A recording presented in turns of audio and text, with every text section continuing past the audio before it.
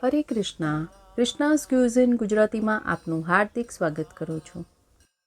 આજે આપણે બનાવીશું દૂધીનું શાક. પણ દૂધીના શાકને ઘણા લોકો એક જ પદ્ધતિથી બનાવે છે, તો આજે આપણે એક અલગ રીતે તેને બનાવીશું. દૂધીના શાકમાં ઘણા બધા પોષક તત્વો હોય છે. જો તમે આ રીતે શાક બનાવશો તો ઘરના દરેક સદસ્યને દૂધીનું શાક જરૂર પસંદ આવશે. તો ચાલો બનાવવાનું શરૂ કરીએ. સૌપ્રથમ આપણે લઈશું 500 ગ્રામ જેટલી કૂણી દૂધી. તેને આ રીતે સાઈડ કટ કરી લઈએ અને ઉપરથી તેની છાલ ઉતારી લેવાની છે. છાલ ઉતાર્યા પછી પણ તેને એક વખત ધોઈ લેવાની છે. હવે દૂધીને સમારી લઈએ.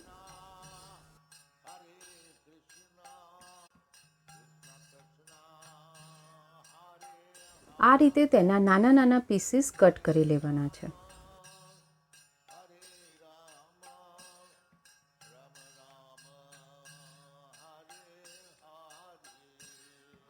તૈયાર છે. હવે એક કઢાઈમાં 3 ટેબલસ્પૂન જેટલું તેલ ગરમ કરી લઈએ. તેલ ગરમ થાય એટલે ધીમો તાપ રાખવાનો છે. 1 ચમચી જેટલું જીરું ઉમેરીએ. 5 ચમચી જેટલા મેથીના દાણા, અડધી ચમચી જેટલી હળદર ઉમેરવાની છે. 3 ઝીણા સમારેલા લીલા મરચાં, 5 ચમચી જેટલી હિંગ અને અમુક મીઠા લીમડાના પાન. બધું ધીમા તાપે સાંતળી લેવાનું છે.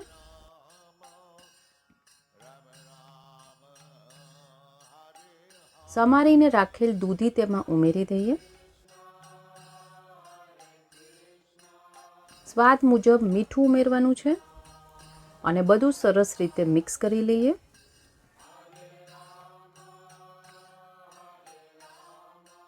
હવે દૂધી ચડી જાય ત્યાં સુધી તેને ઢાંકણ ઢાંકીને ચડવા દઈએ. ધીમો તાપ રાખવાનો છે અને વચ્ચે 3 મિનિટ કે 4 મિનિટ પછી તેને એક વખત આવી રીતે મિક્સ કરી લેવાનું છે અને ફરીથી તેને ચડવા દઈએ. Cook it further. અહીંયા 6 થી 7 મિનિટ જેવો સમય થઈ ગયો છે અને તમે જોઈ શકો છો કે દૂધી તેનું પોતાનું જ પાણી છોડતી હોય છે અને અમુક વખત એવી પણ દૂધી આવે છે જેમાંથી પાણી છૂટતું નથી. તો એ સમયે તમે 5 કપ જેટલું પાણી તેમાં ઉમેરી શકો છો. અગર પાણી છૂટ્યું હોય તો પાણી ઉમેરવાની જરૂર નથી.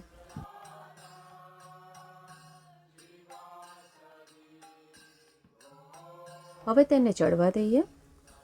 12 થી 15 મિનિટ થઈ ગઈ છે. એક વખત મિક્સ કરી લઈએ. તમે જોઈ શકો છો કે દૂધી સરસ રીતે ચડી ગઈ છે. હવે આ જ સ્ટેજ ઉપર અડધો કપ જેટલું તેમાં ચણાનો લોટ કે બેસન ઉમેરવાનું છે અને મિક્સ કરી લઈએ.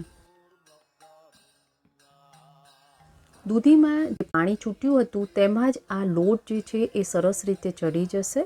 તો તેને ઢાંકણ ઢાંકી અને બીજી 4 થી 5 મિનિટ માટે ધીમા તાપે ચડવા દઈએ.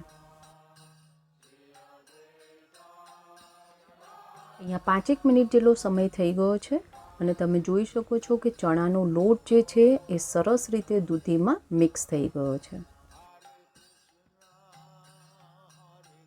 હવે છેલ્લે તેમાં 5 કપ જેટલા સિંગદાણાને શેકી અને અધકચરા વાટી લીધા હતા તે તેમાં ઉમેરી અને મિક્સ કરી લઈએ.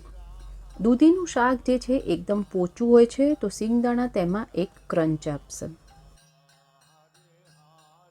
ઝીણી સમારેલી કોથમીરથી ગાર્નિશ કરી લઈએ. શાક બિલકુલ તૈયાર છે. સ્ટવ બંધ કરી દઈએ. અહીંયા આ શાકને આપણે ભાખરી અને સલાડ સાથે સર્વ કર્યું છે. આ શાકને તમે ખીચડી, દાળ ભાત સાથે પણ સર્વ કરી શકો છો.